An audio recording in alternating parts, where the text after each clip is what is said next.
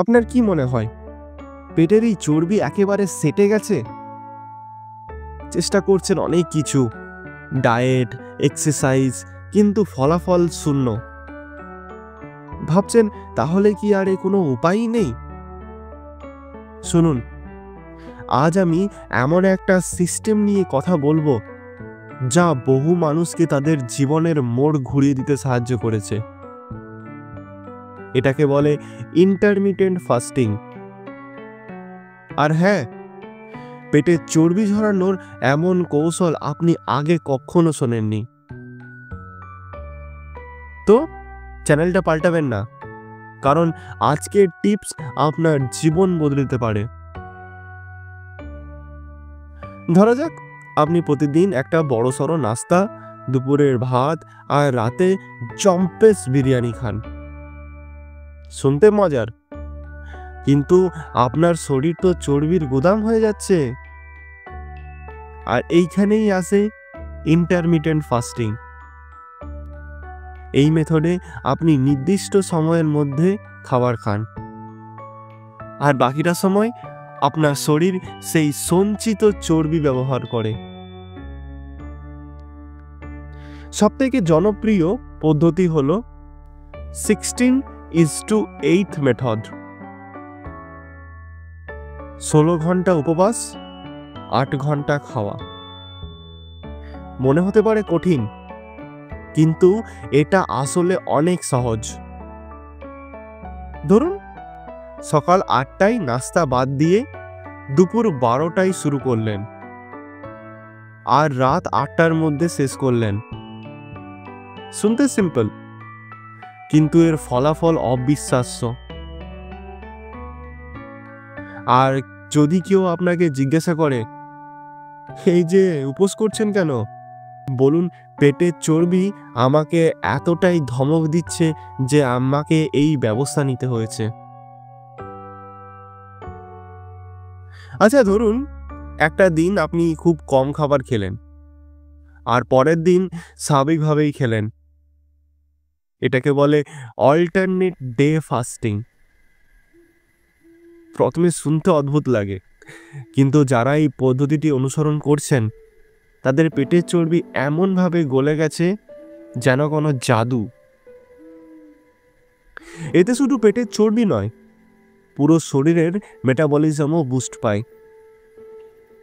আর আপনি যেমন energetic feel করবেন সেটা আপনি নিজেই টের পাবেন। এখন ভাবছেন, ভাই, একদিন না খেয়ে থাকলে বেঁচে থাকবো তো? রিল্যাক্স। প্রথম কয়েকদিন একটু টাফ লাগতে পারে, কিন্তু তারপর এটা হ্যাবিট হয়ে যাবে। অনেক সময় আমরা স্ট্রেস বা বোরডম থেকে বেশি খেয়ে ফেলি, কিন্তু ইন্টারমিটেন্ট ফাস্টিং আপনার খাওয়ার অভ্যাসকে ডিসিপ্লিন করে।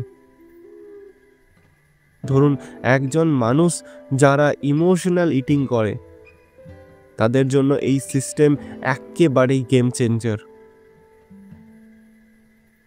আপনার শরীর যখন খাবার ব্রেক পায় তখন সে নিজেই ডিটক্স হতে শুরু করে, আর তখন বেলি ফ্যাট রিডাকশন তো হবেই। আপনার মনও শান্ত থাকে। এটা যেন শরীর, তেমন মনের জন্য লাভজনক। কিন্তু এই সিস্টেম যদি এতটাই কার্যকর হয়, তাহলে সবাই কেন এটা করতে পারছে না? কারণ এর সঙ্গে একটা বিশেষ কৌশল জড়িয়ে আছে, যা আমি পরের পয়েন্টে শেয়ার করব। ধরুন, উপোস করছেন, কিন্তু রাতে জাঙ্ক ফুড খাচ্ছেন। এতে কোনো লাভ হবে না। তাই ইন্টারমিটেন্ট ফাস্টিং এর পাশাপাশি সঠিক খাবারও নির্বাচন করুন, যেমন হোল গ্রেনস, ভেজিটেবলস আর লিন প্রোটিন। আর হ্যাঁ, পানির গুরুত্ব তো একদম ভুলবেন না। আর যদি কেউ বলে, সকাল 10টার মিষ্টির খাওয়ার কি হবে, উত্তর দিন, আমার মিষ্টি খাওয়ার সময় বেলি ফ্যাট খেয়ে ফেলে। আমার এক বন্ধু ইন্টারমিটেন্ট ফাস্টিং শুরু করেছিল, কিন্তু 8 ঘন্টার মধ্যে সে এমন খাবার খেলো যেন সে 1 মাসের অভুক্ত। এটাকেই বলে ওভার কম্পেনসেশন, আর এটাই পুরো ফলাফল নষ্ট করে দেয়। পরিকল্পিতভাবে পোর্শন কন্ট্রোল বজায় রাখুন, আর সবসময় মনে রাখুন ইন্টারমিটেন্ট ফাস্টিং কোনো ম্যাজিক নয়, এটা একটা ডিসিপ্লিনড লাইফস্টাইল। তবে ইন্টারমিটেন্ট ফাস্টিং এর আরও একটা চমকপ্রদ দিক রয়েছে, যা অনেকেই জানেন না। সেটা জানতে হলে ভিডিওটি দেখতেই হবে। তাহলে টিপসগুলি কি কি? ছোট করে শুরু করুন। প্রথমে 12 ঘন্টার উপোস দিয়ে শুরু করুন। আপনার শরীরের সিগন্যাল শুনুন। যদি বেশি দুর্বল লাগতে থাকে, ডাক্তারের পরামর্শ নিন। একটা সাপোর্টিভ এনভায়রনমেন্ট তৈরি করুন। আর আপনার বন্ধু যদি বলে, এই উপোস তোর দ্বারা হবে না, তখন বলুন, দেখ, বেলি ফ্যাট আর আমি আর একসঙ্গে থাকতে পারছি না। এটা শুধু একটা পদ্ধতি নয়, এটি আপনার শরীরের প্রতি দায়িত্ববোধ। তবে মনে রাখবেন, পেটের চর্বি কমাতে শুধু উপোস নয়, ব্যালেন্সড ডায়েট ও এসেনশিয়াল নিউট্রিয়েন্টসও জরুরি। আর তাই আমার চ্যানেলে আরও একটি ভিডিও আছে, যেখানে আমি আলোচনা করেছি পেটের চর্বি কমাতে ফাইবার কেন জরুরি। জেনে নিন কোন খাবারগুলি আপনার মিস করা উচিত নয়। সেটা দেখতে হলে এন্ড স্ক্রিনে ক্লিক করুন।